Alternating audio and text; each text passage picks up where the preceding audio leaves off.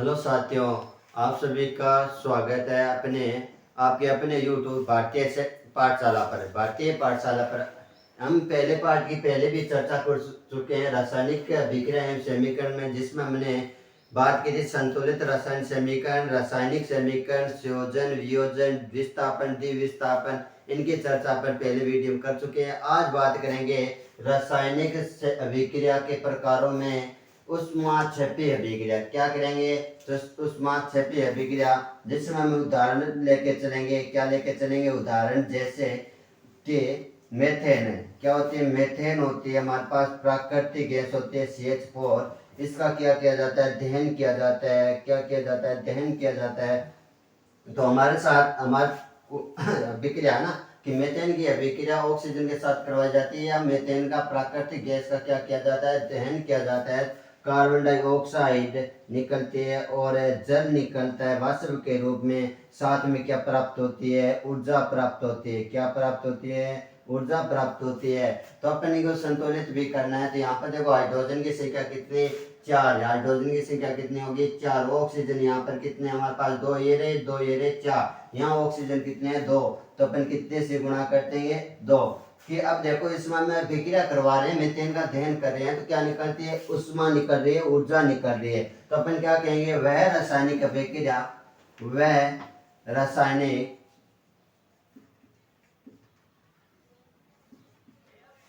अभिक्रिया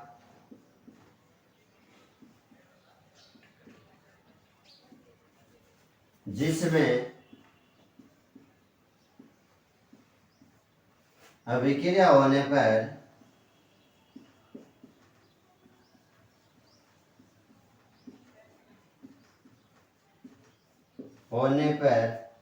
ऊर्जा, या अपन कह सकते हैं ऊष्मा ऊष्मा निकलती है उसे उसे ऊष्मा क्षेपी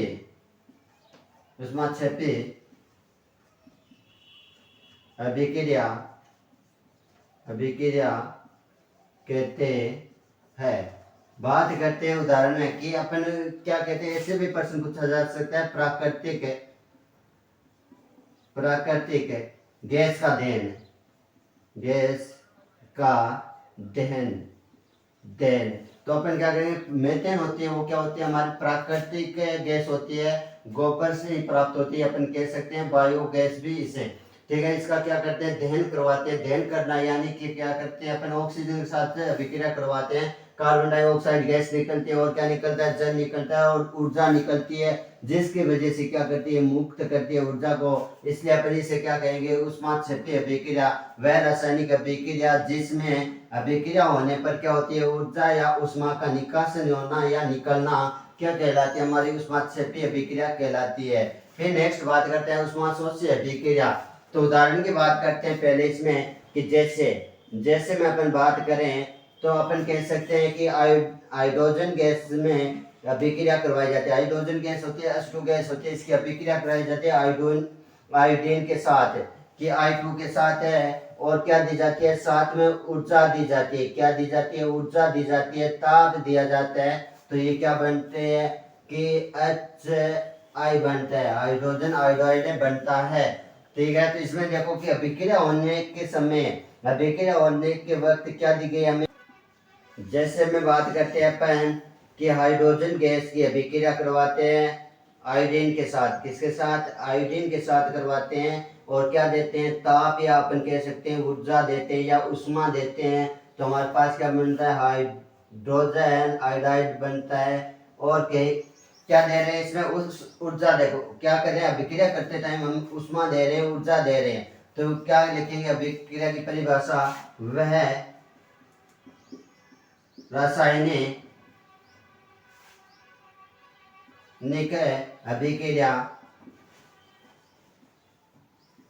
अभिक्रिया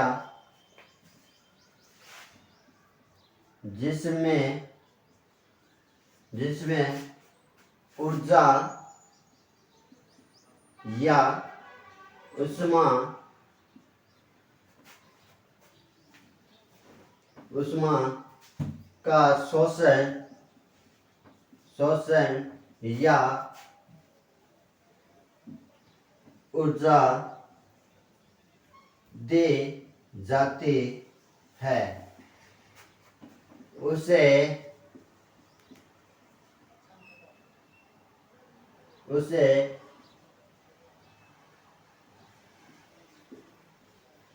उष्माशोषी अभिक्रिया अभिक्रिया कहते हैं। बात करते हैं परिभाषा में कि उष्मा से शोषी अभिक्रिया यानी कि उष्मा का मतलब ऊर्जा देना, शोषण शोषी का मतलब कि उसको ग्रहण किया जाता है, कि ऊर्जा क्या किया जाता है, ग्रहण किया जाता है या उसका अधिकार किया जाता है या उसका शोषण किया जाता है। तो अपन बात करते हैं देखो हाइड्रोजन के, हाइड्रोजन जब अभिक्रिया करवाते हैं हाइड्रोजन के साथ हमने दी ऊर्जा दी तो क्या बना, हाइड्रोजन आयोडाइड बना। तो इसमें क्या हो रहा है देखो, अभिक्रिया करने से पहले उष्मा दी जाती है और ऊर्जा देते हैं तभी क्या होती है, अभिक्रिया संपन्न होती है। क्या होती है कि ऊर्जा देने पर ही अभिक्रिया संपन्न होती है। तो हम परिभाषा लिखेंगे, वह रासायनिक अभिक्रिया जिसमें ऊर्जा या उष्मा का शोषण या ऊर्जा दी जाती है उससे उष्मा शोषी अभिक्रिया कहते हैं। ठीक है, एक बार नोट कीजिए, फिर करते हैं आगे बात करते हैं रासायनिक अभिक्रिया में पॉइंट में के प्रकार के पॉइंट में उपचयन अभिक्रिया या अपन कह सकते हैं उपचयन अभिक्रिया या ऑक्सीकरण अभिक्रिया। ठीक है, बात करते हैं उदाहरण में कि बात करते हैं जैसे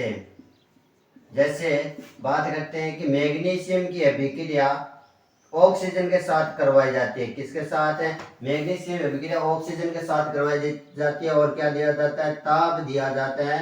तो मैग्नीशियम ऑक्साइड प्राप्त होता है, मैग्नीशियम ऑक्साइड प्राप्त है। यहाँ ऑक्सीजन कितने, 2, इधर ऑक्सीजन कितना है, 1, संतुलित करेंगे 2 से गुणा, तो मैग्नीशियम 2 हुआ, तो मैग्नीशियम इधर भी 2 से गुणा करेंगे।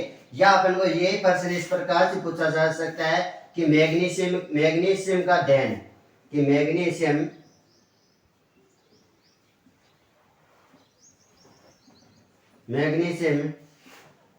के दहन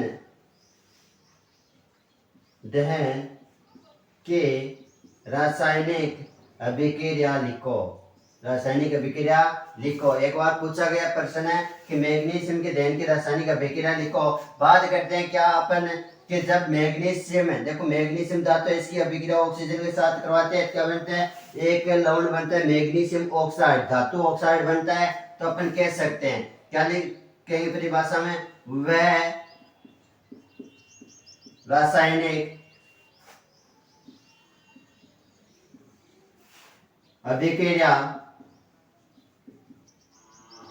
अभिक्रिया जिसमें ऑक्सीजन के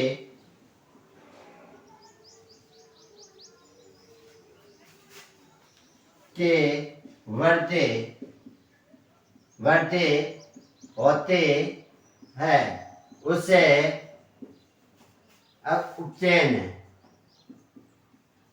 उपचयन अभिक्रिया कहते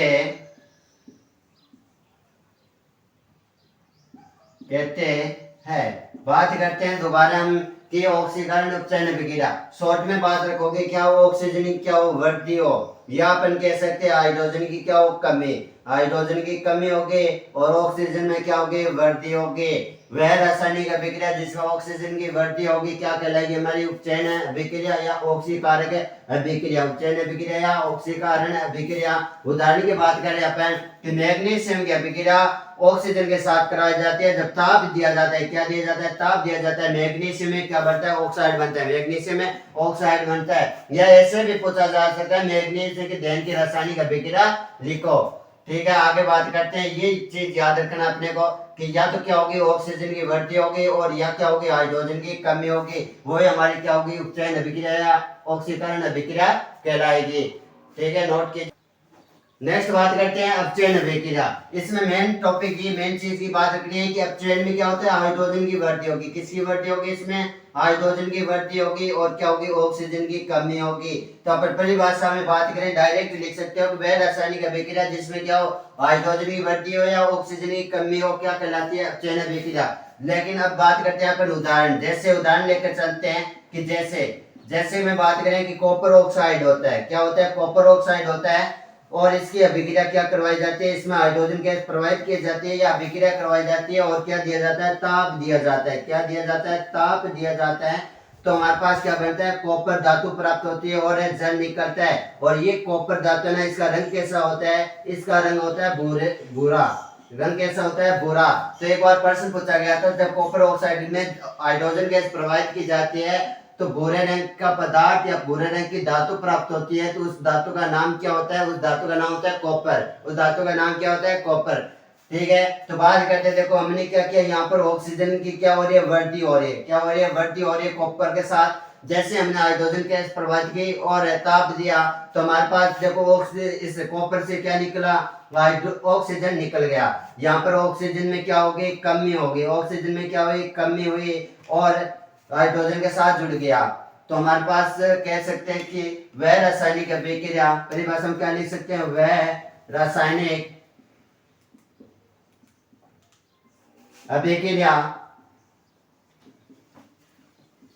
अभिक्रिया जिसमें ऑक्सीजन के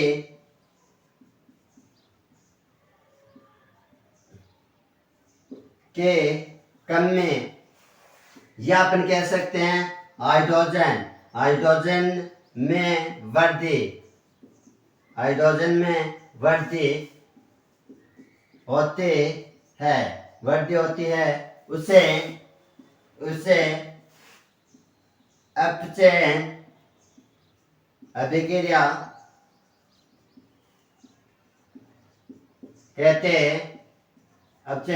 कहते हैं। ठीक है, बात करते हैं एक बार फिर से कि अपचयन अभिक्रिया यानी कि हाइड्रोजन में तो क्या होगी, वृद्धि होगी, ऑक्सीजन में क्या होगी, कमी होगी, अपचयन अभिक्रिया कहलाती है। ठीक है, जैसे कॉपर ऑक्साइड है, इसमें हमने क्या किया, हाइड्रोजन गैस प्रवाहित की तो हमें क्या मिला, ताप देने पर धातु मिली, कैसी, कॉपर की, और जल निकला। कॉपर धातु जो मिलेगी वो किस रंग की मिलेगी, भूरे रंग की मिलेगी। क्या होगी, भूरे रंग के मिलेगी। तो ऐसा भी एक बार प्रश्न पूछा गया है, कॉपर ऑक्साइड की अभिक्रिया हाइड्रोजन के साथ करवाई जाती है तो भूरे रंग की धातु प्राप्त होती है, उस धातु का नाम बताइए। तो उस धातु का नाम क्या होगा, कॉपर होगा, तांबा होगा। ठीक है, आगे बात करेंगे अपन नेक्स्ट टॉपिक की, बात करते हैं रिडॉक्स अभिक्रिया। ठीक है, रिडॉक्स अभिक्रिया। तो रिडॉक्स अभिक्रिया की बात करने से पहले, परिभाषा की बात करने के पहले अपन करते हैं उदाहरण की बात कि कॉपर ऑक्साइड है, इसमें क्या करते हैं, हाइड्रोजन गैस प्रवाहित करते हैं और क्या देते हैं, अपन ताप देते हैं। क्या देते हैं, ताप देते हैं और क्या मिलता है, कॉपर मिलता है और जल प्राप्त होता है। तो हमारे पास दो शर्त होती है कि यहाँ पर देखो ऑक्सीजन की वृद्धि है, इधर ऑक्सीजन की कमी। पहले अपन देखो पढ़ चुके हैं, क्या पढ़ चुके हैं कि ऑक्सीजन की वृद्धि होती है साइड, इधर क्या हो जाती है, ऑक्सीजन की कमी। ऑक्सीजन की कमी यानी अपचयन। क्या होता है, अपचयन। ऑक्सीजन की कमी यानी अपचयन। इधर देखो हाइड्रोजन में ऑक्सीजन की कमी है और इधर ऑक्सीजन की क्या हो रही है, वृद्धि हो रही है। तो वृद्धि यानी ऑक्सीजन की क्या हो, वृद्धि। तो क्या होगी हमारी, उपचयन। तो अपन परिभाषा लिख देंगे, वह रासायनिक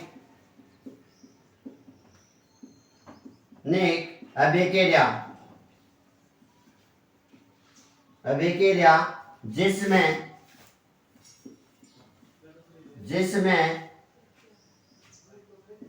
अपचयन व उपचयन अभिक्रिया एक साथ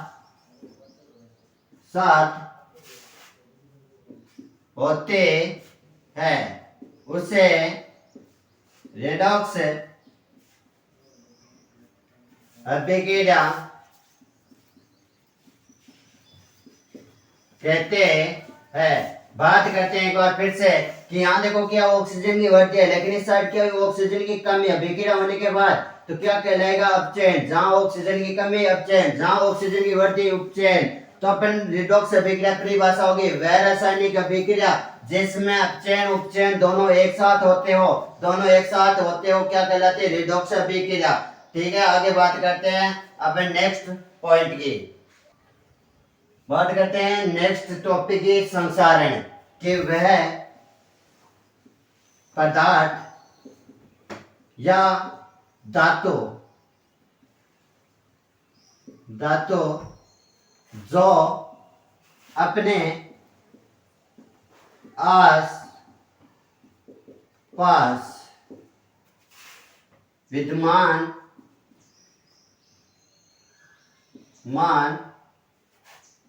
नम्य ऑक्सीजन व अम्ल आदि के संपर्क में आने से संसारित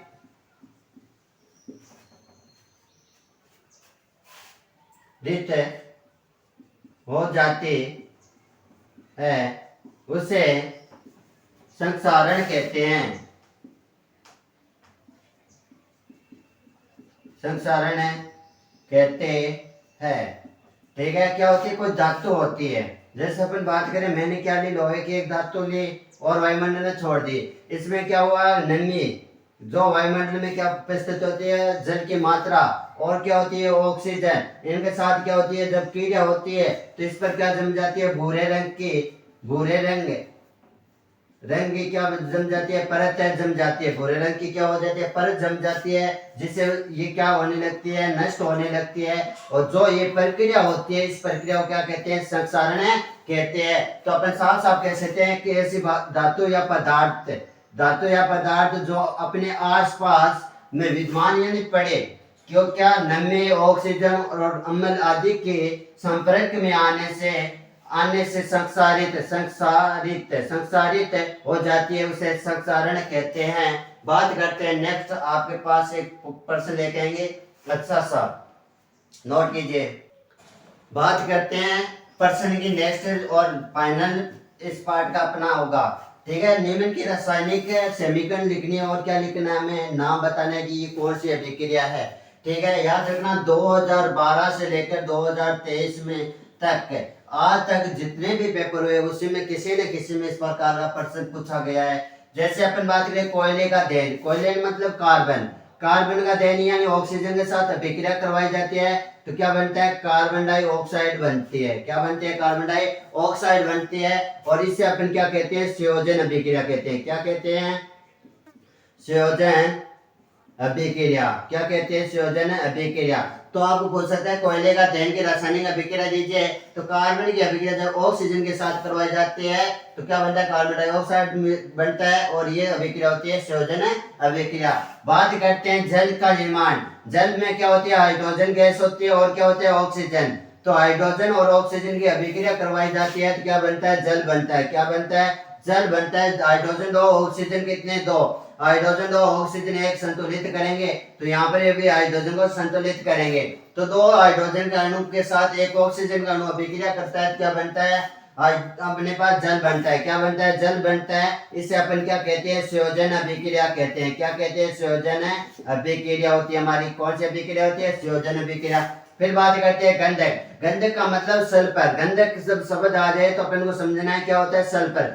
सल्फर का क्या करवाते हैं, दहन करवाते हैं। सल्फर का क्या करवाते हैं, दहन करवाते हैं तो अपने पास एक जहरीली गैस बनती है जो क्या होती है, सल्फर डाइऑक्साइड। जो 2 अणु से मिलकर 1 अणु बना है तो ये हमारी कौन सी अभिक्रिया कहलाएगी, संयोजन अभिक्रिया।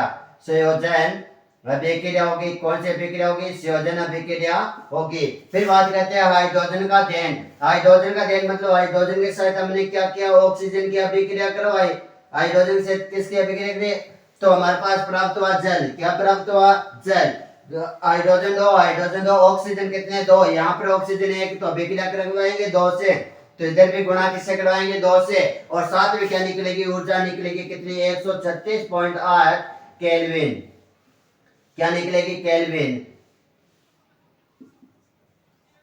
केल्विन क्या निकलेगी, ऊर्जा निकलेगी। इसलिए ऊर्जा निकल रही है अधिक मात्रा में, तो अपन इसे क्या कहेंगे, ऊष्माक्षेपी अभिक्रिया। क्या कहेंगे,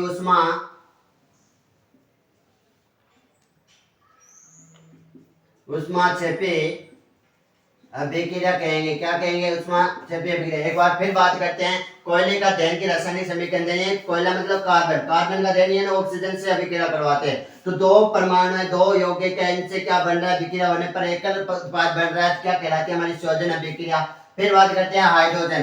क्या करवाते हैं, हाइड्रोजन की अभिक्रिया ऑक्सीजन के साथ करवाते हैं, क्या बनता है, जल बनता है। तो हमारे पास क्या होती है, संयोजन अभिक्रिया होती है। फिर क्या करते हैं, गंधक का दहन, गंधक का दहन यानी सल्फर, सल्फर की अभिक्रिया ऑक्सीजन के साथ करवाई जाती है। दहन करना ये ऑक्सीजन से अभिक्रिया करवाना। कार्बन डाइऑक्साइड एक जहरीली गैस प्राप्त होती है। ये देखो दो परमाणु से मिलकर एक यौगिक का उत्पाद हुआ है, या अभिकार्य का हमारे पास दो, इनसे मिलकर एक उत्पाद का निर्माण हो रहा है, क्या कहलाती है, संयोजन अभिक्रिया। फिर बात करते हैं हाइड्रोजन का दहन, यानी कि हाइड्रोजन के दो अणु के साथ ऑक्सीजन के एक अणु की अभिक्रिया करवाई जाती है, जल बनता है और अधिक मात्रा में क्या निकलती है, ऊर्जा निकलती है। इसलिए इस अभिक्रिया को अपन हाइड्रोजन के दहन को क्या कहते हैं, ऊष्माक्षेपी अभिक्रिया कहते हैं, अधिक मात्रा में ऊष्मा निकलना। ठीक है, याद रखना प्रश्न हमारे पास 2012 से 23 तक ऐसा प्रश्न पूछा जाता है। और अच्छा लगे और आपको समझ में आए तो कमेंट करना, सब्सक्राइब करना, और नहीं समझ में आए तो कमेंट में बताना। ओके, धन्यवाद।